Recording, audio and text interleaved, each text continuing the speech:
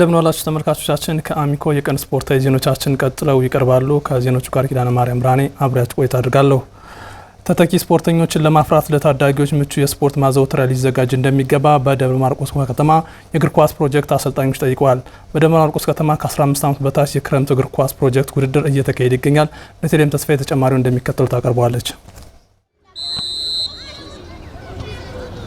በሀገር አቀፍ ደረጃ ተተኪ ስፖርተኞችን ለማፍራት ታዳጊዎች ላይ መስራት እንደሚገባ በማመን የደብረ ማርቆስ ከተማ አስተዳደር ከ10 ዓመት ከ13 ዓመትና ከ15 ዓመት በታች የእድሜ እርከን ላይ ያሉ የእግር ኳስ ተጫዋቾችን በክረምት ፕሮጀክት እያሳተፈ ይገኛል። እንግዲህ አማራ ሚዲያ ኮርፖሬሽን ያነጋገራቸው ታዳጊዎች አሁን ላይ በተለያዩ ፕሮጀክቶች ታቅፈው በቀጣይ እንግዲህ ሀገራቸውን ወክለው የመሳተፍ አላማ እንዳላቸው ገልጸዋል። ስሜ አቤል አሰፋ ይባላል። የመጣሁት ከብሩ ተስፋ እግር ኳስ ክለብ ነው። የወደፊት ዓላማ እግር ኳስ ተጫዋች መሆን ነው የምፈልገው እና ሀገሬን ማስጠራት እፈልጋለሁ። ስሜ ብሩክ ጥሩና ይባላል። በ20 ሜትር እግር ኳስ ቡድን የምሰራ አሰልጣኝ ነው። በተለያዩ የሀገራችን ክልሎች ለመጫወት እፈልጋለሁ። አሰልጣኙ በተቻለው አቅም በማቴሪያልም እያሰለጠነ ነው። ተተኪዎችን ከማፍራት አንጻር የክረምት ፕሮጀክቶች ላይ ትኩረት ተሰጥቶ ሊሰራ እንደሚገባ አሰልጣኞች ገልጸዋል። ስሜ አስማማው ፈንታውን ይባላለሁ። የህፃናቱን ፕሮጀክት ይዣለሁኝ አንደር 10 እና አንደር 13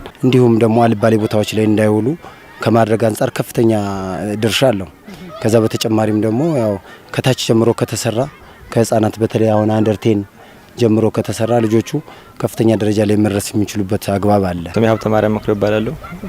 አንተና አካዳሚ የአንደር 10 አሰልጣኝ ነው። ያለው ሚና በጣም ከፍተኛ ነው ብዬ አስባለሁ። እንደኔ ታዳጊዎች ያላቸውን ተሰጥኦ እንዲያዳብሩ ያግዛቸዋል። በቡድን ያላቸውን መንፈስ እየጨመሩ እንዲሄዱ ያደርጋቸዋል ብዬ አስባለሁ። ምንም እንኳን በደብረ ማርቆስ ከተማ ታዳጊ ህጻናት በተለያዩ የእድሜ እርከኖች ተከፋፍለው የእግር ኳስ ውድድራቸውን እያካሄዱ ቢሆንም እንደምትመለከቱት ያለው የስፖርት ማዘውተሪያ አንድ ብቻ በመሆኑ አሰልጣኞች እንግዲህ ታዳጊዎችን በሚፈለገው ልክ ለማብቃት እንደተቸገሩ ቅሬታቸውን አንስተውልናል። የማዘውተሪያ ሜዳዎች የሉም ማለት ይቻላል ሙሉ ለሙሉ። አሁን ለምሳሌ እኛ ሰፈር በእኛ አካባቢ ያለው ልጆቹ የሚጫወቱ ምንድን ላይ ነው? መንገድ ላይ ነው የሚጫወቱ። ይወድቃሉ፣ ይነሳሉ። ብዙ ጉዳት እየተደረሰባቸው ቢሆን ያው ያላቸው ፍቅር ከፍተኛ ስለሆነ ከመስራት አያቋርጡ። ከ10 በላይ እንትኖች ናሉ አካዳሚዎች ናሉ እና እነሱ አንድ ሜዳ ላይ በሚሰሩበት ጊዜ ሜዳውም ይበደላል። በዛው ልክ ደግሞ ያው የተጫዋቹ ያለውን ክህሎት ለማዳበር ይቸገራሉ እያስባለሁ። ቀደም ሲል እንግዲህ በአሰልጣኞች የተነሳውን ችግር ለመቅረፍ በደብረ ማርቆስ ከተማ ባሉ ሁሉም ክፍለ ከተማዎች የተለያዩ የስፖርት ማዘውተሪያዎችን ለመገንባት የቦታ ርክክብ ተደርጎ ወደ ስራ እንደተገባ ተገልጿል።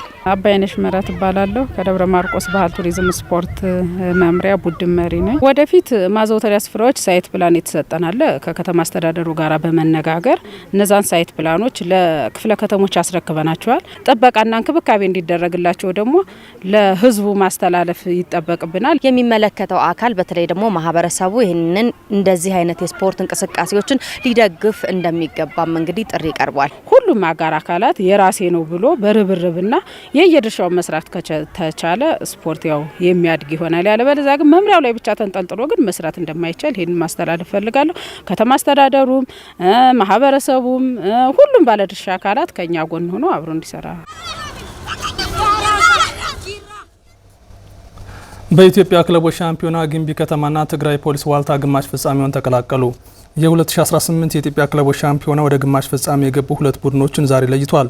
ቀሪዎቹ ሁለት ክለቦች ደግሞ ከሰዓት በኋላ ይታወቃሉ። ረፋድ ላይ በተደረገ ጨዋታ ግንቢ ከተማ ቃኘውን 1-0 አሸንፏል። ዘሪሁን ኃይሉ በራሱ መረብ ላይ ያስቆጠራት ግብም ግንቢ ከተማን ግማሽ ፍጻሜ አድርሳለች። በሌላ ጨዋታ ትግራይ ፖሊስ ዋልታ ቡልድግሉ ዝምባራን በመለያ ምት 5-4 አሸንፏል። የሁለቱ ቡድኖች ጨዋታ መደበኛ የጨዋታ ጊዜ 1-1 ነበር የተጠናቀቀው። በዚህ የኢትዮጵያ ክለቦች ሻምፒዮና ከሰዓት በኋላ ሁለት ጨዋታዎች ይካሄዳሉ። ሲርጢ ከተማ ከቲፒ ከተማ እንዲሁም ሶማሌ ፖሊስ ከጉለሌ ክፍለ ከተማ ይጫወታሉ። በዚህ ውድድር ላይ አስቀድመው ሩብ ፍጻሜ የተቀላቀሉ 8 ክለቦች ቀጣይ ዓመት በኢትዮጵያ አንደኛ ሊግ መሳተፋቸውን አረጋግጠዋል።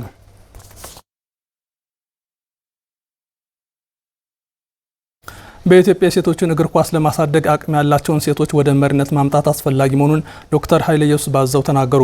በሂደት የሴቶች እግር ኳስ እድገት እያሳየ መሆኑን ያመላከቱት ባለሙያው ለስኬት ከፌዴሬሽኑ ብዙ ይጠበቃል ሲሉም አስተያየታቸውን ሰጥተዋል። ጠቢቡ ሰለሞን ተጨማሪ እንደሚከተሉ አቅርበዋል። በኢትዮጵያ የሴቶች እግር ኳስ መሻሻል ቢያሳይም አሁንም በቂ ትኩረት ይገባዋል ተባለ። የሶስተኛ ዲግሪ ማሟያ ጥናታቸውን በኢትዮጵያ ሴቶች እግር ኳስ ላይ የሰሩት ዶክተር ኃይለ ኢየሱስ ባዘዘው ለዝግጅት ክፍላችን በሰጡት ማብራሪያ በቀደመው ጊዜ ብዙ መሰናክል የነበረው የሴቶች እግር ኳስ ቀስ በቀስ ቢሆንም ለውጥ አለው ብለውናል። የሴቶች እግር ኳስ ከጊዜ ወደ ጊዜ ከፍ እያለ እያደገ መጥቷል።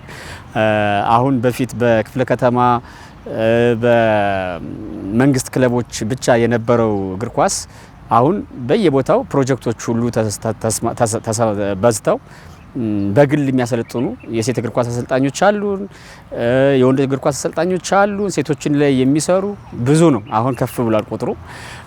ስለዚህ ያለው ለውጥ ከፍ ያለ የሚታይ ለውጥ ነው። የፊፋ ዲቨሎፕመንት ፕሮግራም ለሴቶች እግር ኳስ አሰልጣኞች እንዲሁም አመራሮች የተለየ ስልጠና እንደሚሰጥ ቢታወቅም እኛ ግን በቂ ትኩረት አልሰጠነውም ባይ ናቸው። ውሜንስ ፉትቦል ፕሮግራም ነው የሚለው ፕሮጀክትም አይደለም እና በዚህ ፕሮግራም ውስጥ ውድድሮች ያሉ፣ ስልጠናዎች ይሰጣል፣ ተጫዋቾችን ያሰለጥናል። ተጫዋቾችን ብቻ ሳይሆን የሴት አመራሮችን ወደ ፉትቦል ሊደርሺፕ ውስጥ እንዲገቡ ሴቶችን ማብቃት ስራ ከፌዴሬሽኑ የሚጠበቅበታል። አሰልጣኝ ብቻ እንዲሆኑ ሳይሆን የሊደርሺፕ ኳሊቲ ሁሉ እንዲኖራቸው ያንን የማድረግ ስራ ከፌዴሬሽኑ ትልቅ የሚጠበቅበት ነው። በአመራር በኩልም ቢሆን በፌዴሬሽኑ የስራ አስፈጻሚ ኮሚቴ ውስጥ ያሉት የሴቶች ተሳትፎ ውሳኔ ለማስቀየር የሚያስችል ስለመሆኑ ጥርጣሬ ያለኝ የሚሉት ባለሙያው በቀጣይ ጠንክረን ልንሰራበት የሚገባን ዘርፍ እንደሆነም ጠቁመዋል። የሴቶች እግር ኳስ ከፍ እንዲል በስራ አስፈጻሚም ይሁን የሴቶች አስተዳደር ውስጥ ያለ የሴቶች ቁጥር ከፍ ማለት አለበት ብዬ አምናለሁ፣ አስባለሁ። ዛት ሚንስ ከፍ ይበል ሲባል ቁጥራቸው ከፍ እንዲል ብቻ አይደለም፣ አቅም ያላቸው ኮምፒታንት የሆኑ ሴቶች ወደ እግር ኳሱ ከፍ ብለው እንዲመጡ መደረግ አለበት።